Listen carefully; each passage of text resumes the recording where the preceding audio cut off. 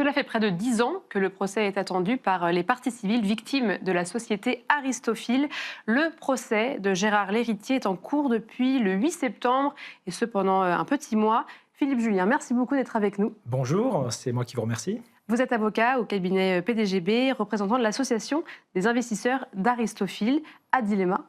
Tout d'abord, est-ce que vous pouvez nous raconter comment ça se passe le procès depuis le 8 septembre? Est-ce que les parties civiles le vivent bien? Alors, c'est un procès qui est intense parce qu'il a lieu tous les après-midi. Alors, c'est pas exactement ça, mais il y a quand même 20 jours d'audience sur une période de 4 semaines, donc c'est quand même assez intense. Les parties civiles étaient là plutôt le premier jour pour faire un peu masse, parce que, évidemment, le dossier étant médiatique, elles souhaitaient être là à l'ouverture du procès, voir aussi les prévenus. Et bon, après, c'est sûr que les parties civiles ne sont pas forcément là pendant toute la durée de l'audience. En revanche, il y a eu jeudi dernier les témoignages de certaines parties civiles, 11 en l'occurrence, qui ont pu témoigner dans le dossier à la barre du tribunal. Ça a pris toute une après-midi. Voilà, alors elles le vivent bien dans le sens où c'est un dénouement attendu et qui est plutôt pour le moment positif. On verra la décision parce qu'évidemment on va se battre pour obtenir une bonne décision. Mais le fait même qu'il y ait eu 8 personnes physiques et 3 sociétés renvoyées, des chefs d'escroquerie en bande organisée et pratiques commerciales trompeuses, parce que ce sont les chefs d'infraction qui sont retenus, c'est déjà un soulagement puisque dans ce dossier, à certains moments, on a pu croire que après tout, le dossier ne serait pas forcément renvoyé et pas dans ces conditions. Donc aujourd'hui, on a estimé, nous, en tant qu'avocat de partie civile, que c'était déjà une première victoire, si on peut dire. Mais maintenant, évidemment, c'est pas le tout. Et nous, on est là pour défendre les parties civiles, bien sûr sur la partie qui est celle des victimes principalement, c'est-à-dire les indemnités, mais on est aussi là, et on est nombreux, on est beaucoup d'avocats de partie civile pour aussi apporter un appui réel dans l'argumentation aussi de fond, aux côtés du parquet. Et vous, ça fait donc 11 ans que vous suivez le dossier. Est-ce que vous pouvez rapidement nous donner des éléments de contexte? Qu'est-ce qu'Aristophil? Quelle est la problématique autour de ce qui a été réalisé? Oui, alors Aristophil, c'était une société qui a eu une activité très, très intense, principalement entre les années 2003 et les années 2014-2015, puisque fin 2014, la direction des fraudes a diligenté une enquête qui s'est ensuite transformée en une enquête préliminaire, donc avec le parquet. Et le parquet a décidé de faire un certain nombre de saisies pénales, avec plus de 100 millions d'euros qui ont été saisis. Et ça a provoqué en fait l'arrêt d'activité de la société, puis son dépôt de bilan, donc redressement judiciaire, puis enfin sa liquidation, mois d'août 2015. Voilà. Et dans le sillage d'Aristophil, liquidation aussi judiciaire des sociétés qui étaient en charge de commercialiser les produits d'Aristophil, qui s'appelait Finestime et Art Courtage, qui étaient des sociétés qui animaient tout un réseau de courtiers, de commercialisateurs qui vendaient les produits Aristophil. Donc toutes ces sociétés, Aristophil, mais aussi Finestime et Art Courtage, ont été liquidées au cours de l'année 2015. Et donc ce qui est reproché à ces sociétés, c'est de permettre l'investissement dans des manuscrits, lettres et manuscrits, mais que derrière, en fait... Alors, ce qui était reproché, c'est pas qu'il n'y ait pas eu de manuscrits ou que les manuscrits n'étaient pas authentiques, parce que ça, c'est plutôt la bonne nouvelle dans le dossier, si on peut dire, c'est que les manuscrits étaient de vrais beaux manuscrits, pour certains, en fait, en réalité. Et dignes de collection. Voilà. En fait, il y avait une masse telle de manuscrits qu'il y avait certains manuscrits qui étaient des manuscrits, effectivement, de grande valeur, et qui du coup servait un peu de produit d'appel pour faire investir les uns les autres. Puis après, vous aviez une masse documentaire de petits manuscrits sans nécessairement grand intérêt, mais qui étaient quand même vendus à des prix exorbitants. En fait, le problème dans ce dossier, c'est un problème de valeur, de valorisation de ces documents, puisque personne n'a la moindre idée de ce que vaut, mis à part les experts très pointus, ils sont très peu nombreux. Personne n'a aucune idée de ce que vaut une lettre de Victor Hugo, une ébauche de Paul Valéry, etc. C'est très difficile. Il faut être un grand expert pour le savoir. Et le génie d'Aristophil, c'est d'avoir réuni des centaines, parfois des milliers de ces lettres dans des espèces de fonds. En fait, c'était des indivisions. Juridiquement, ce sont des indivisions. Donc plusieurs plusieurs propriétaires qui achètent une quote-part d'un bien un peu particulier, qui était là, en l'occurrence, un ensemble de manuscrits.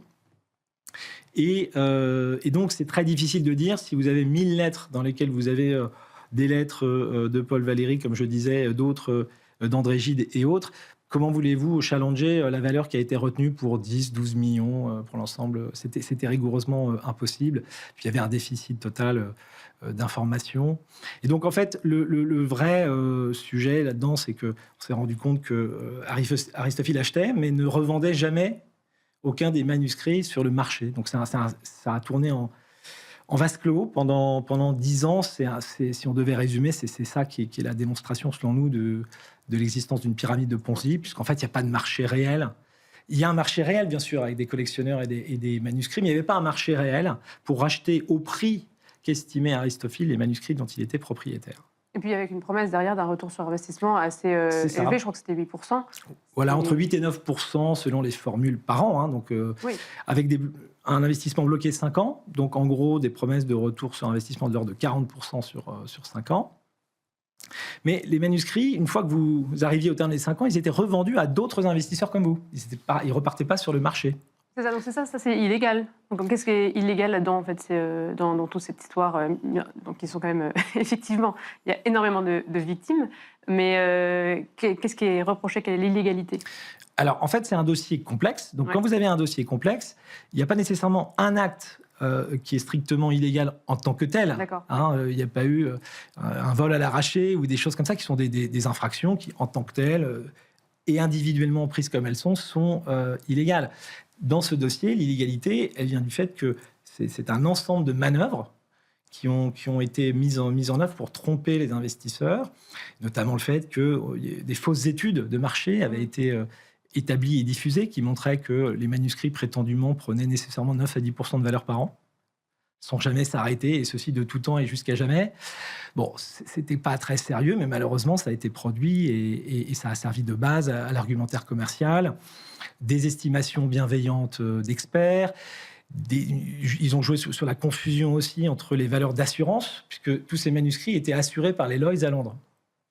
Mais c'était assuré à des valeurs déclaratives. Donc, déclaré que ça valait 830 millions d'euros. Les Lloyds n'ont pas vérifié ce montant, mais donc ça permettait d'aller dire les Lloyds ont assuré à 830 millions. Ça pouvait donner l'idée que ça valait effectivement 830 millions. Donc, vous voyez, c'est un ensemble de manœuvres qui ont été destinées à tromper les investisseurs. Et les consommateurs aussi, que sont les investisseurs, parce qu'il y a 2 chefs d'infraction dans ce dossier. Il y a à la fois l'escroquerie en bande organisée, mais il y a également les pratiques commerciales trompeuses. Pratiques commerciales trompeuses, c'est lorsque vous diffusez auprès du public, auprès des gens qui peuvent acheter votre produit ou service, de fausses informations ou des informations qui ne sont pas loyales sur votre produit. Donc là, on voit bien, c'était le potentiel spéculatif du produit, qui n'était pas du tout celui qu'on pouvait imaginer, et puis toute la réalité de cette entreprise qui était en fait une fausse entreprise. Ça paraît étonnant de dire ça comme ça, mais puisqu'une entreprise qui ne produit pas de valeur par, j'allais dire, des mécanismes, pour le coup, légaux, sains et explicables par des chiffres et des choses assez simples. Une entreprise qui dissimule une grosse pyramide de Ponzi, c'est une fausse entreprise, en fait. Oui. Et quelle est l'attente des investisseurs qui ont été trompés? Parce que donc, tout a été revendu en vente aux enchères pour plusieurs millions, mais ça n'équivaut pas à tout ce qu'ils ont investi. Non, puisque donc, on a organisé, je dis on, c'est-à-dire en réalité la totalité des acteurs qui étaient confrontés à cette histoire, donc à la fois les associations de victimes, les liquidateurs judiciaires, puisqu'eux-mêmes devaient gérer les stocks de manuscrits dont disposait Aristophil, et sous le contrôle, sous l'égide du tribunal judiciaire de Paris, du parquet, on a mis en place tous ensemble un processus de revente qui a pris 6 ans, qui a permis à 4 maisons de vente sous l'égide de Claude Agut, un commissaire-priseur assez connu, de revendre sans faire s'écrouler le marché du manuscrit, parce que c'était ça l'idée, de manière coordonnée. Il y a eu plus de 50 ventes sur 6 ans, et c'était d'ailleurs des très belles ventes. Et ça a permis de revendre au mieux ces manuscrits. On avait même, à l'époque, créé un collège d'experts à la tête duquel avait été désigné Frédéric Mitterrand, donc des gens du monde de la culture, pour cautionner aussi la manière dont ces ventes allaient se passer, allaient être préparées, conçues et mises en œuvre. Et donc, ce qu'on constate avec Claude Agut et puis tous les professionnels chez Adair Nordman, Air Curial et autres qui ont participé, Drouot Patrimoine, à tout ça, c'est que finalement, on pouvait difficilement faire mieux. Et même en faisant ça, La valeur totale de ce qu'on a réussi à revendre, ça correspond à 10% du montant investi au global, à peu près, 10,39% pour donner le chiffre exact qui a été communiqué par Claude Et qui Agut. va revenir au parti civil Oui, ou alors c'est revenu au parti civil. En réalité, ils ont touché moins que ça, plutôt autour de 8%. Pourquoi? Parce qu'il y a des frais de vente. Et après les frais de vente, il y a même les frais d'indivision. Parce que dans ce dossier, vous avez 18 000 indivisaires à gérer. Donc imaginez quand vous avez une indivision dans une famille à la suite d'une succession, quand vous en avez 3 ou 4, c'est déjà c'est difficile. là compliqué parce qu'il y en a un qui ne répond pas à ses emails, etc. Là, vous aviez 18 000 personnes à gérer en indivision. Donc en fait, ça n'existe pas. Donc il a fallu désigner un administrateur judiciaire avec une grosse équipe derrière qui a travaillé d'arrache-pied pendant toutes ces années pour gérer les indivisions, donc faire l'interface entre les victimes, les commissaires-priseurs qui revendaient les œuvres, les liquidateurs judiciaires, les tribunaux, etc., etc. L'État aussi, parce qu'il y a eu un petit sujet aussi dans cette affaire, qui est que l'État a revendiqué tout un tas de manuscrits, profitant un peu, il faut le dire, oui, c'est ça. Ouais. L'État a considéré qu'une grande partie des manuscrits relevaient du statut d'archives publiques. D'accord. Vous aviez par exemple des manuscrits du général de Gaulle, vous voyez, de Turgot ou autres qui ont été considérés par l'État, à tort ou à raison, comme rattachés à l'activité publique de l'État, ou publique plutôt du représentant de l'État, et donc classés en archives publiques. Et lorsque vous avez un classement en archives publiques, le manuscrit est censé ne jamais avoir pu être en main privée. Il n'y a pas d'indemnité d'expropriation. Donc, il y a juste une demande de restitution à l'État. Donc il y a eu des procès, d'ailleurs un procès qui n'est pas tout à fait fini sur une partie de la base revendiquée, mais c'est un peu une double peine, si je puis dire, là-dedans, parce que ça n'a pas permis, en plus de revendre ces manuscrits-là, ça n'a fait qu'affaiblir la valeur totale de revente. Il ne reste que 10 secondes, du coup, est-ce qu'il y a une indemnisation possible outre cette manne d'argent qui a été récoltée on l'espère, et elle ne sera possible que s'il y a une condamnation, ce qu'on espère tous vivement côté partie civile. Et cette condamnation n'interviendra, de ce qu'on a compris, qu'après un délibéré long, parce que vous imaginez qu'il faut du temps pour rédiger une décision de justice dans cette affaire. Bien sûr. Merci beaucoup, Philippe Julien. Je rappelle que vous êtes avocat au cabinet PDGB. Merci. Merci à vous toutes et tous de nous avoir suivis. C'était Arrêt Marché.